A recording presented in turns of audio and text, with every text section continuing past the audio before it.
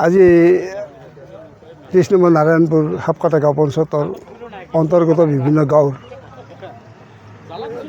বহুত কেইজন প্ৰায় 600-650 মান মানুহৰ সমাগম হৈছিল আজি ইফতাৰ পাৰ্টিত।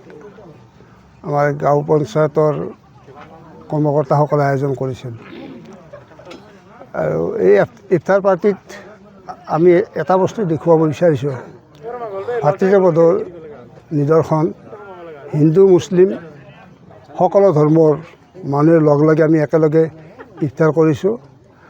আল্লাহৰ ওচৰত গোটেই দিনৰ ব্ৰত ৰাখি আমি উপযুক্ত সময়ত নিৰ্ধাৰিত সময়ত আমি সকলোৱে লগ লাগি ইফতাৰ কৰিছোঁ।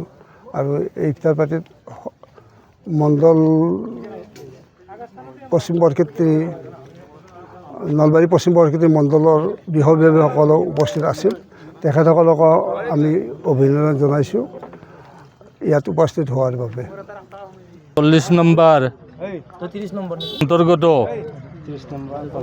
30 নম্বৰ নাৰায়ণপুৰ হাপকাটা গাঁও পঞ্চায়তৰ অন্তৰ্গত 240 নম্বৰ বুথ নম্বৰত আজি আমি ভাৰতীয় জনতা পাৰ্টিৰ সকলো কৰ্মকৰ্তাই লগ লাগি আমি বৃহত্তৰ নাৰায়ণপুৰ ঈদগাহ ময়দানত আমি হিন্দু মুছলমান গোটেইখিনি লগ লাগি আমি এটা ইফতাৰ পাৰ্টি পাতিছোঁ আজি।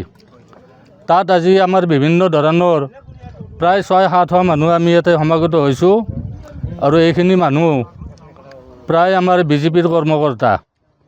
আৰু সেয়েহে আমি ভৱিষ্যতে আমি চন্দ্ৰমোহন পাটোৱাৰী ডাঙৰীয়াৰ তেখেতৰ নিৰ্দেশ মৰ্মে আমি বিভিন্ন ধৰণৰ কৰ্মকৰ্তাই চবেই লগ লাগি হয়তো আমি একগোট হৈ পেলাই আমি ভাৰতীয় জনতা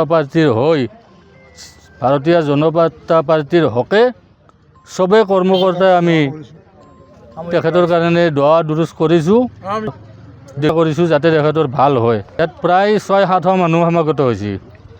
আমি এইখিনি মানুহে আচলতে মূল উদ্দেশ্য আমাৰ যাতে আমি গোটেইখিনি মানুহে যাতে একগোট হৈ পেলাই যাতে আমি ভাৰতীয় জনতা পাৰ্টিতে আমি কাম কৰি আগবাঢ়ি যাব পাৰোঁ, সেই উদ্দেশ্যৰে আমি এই সমূহীয়া দোৱা দুৰুজ কৰিছোঁ। আৰু যিকোনো খবৰৰ বাবে যোগাযোগ কৰক আমাৰ এই নম্বৰত 9181 307 221।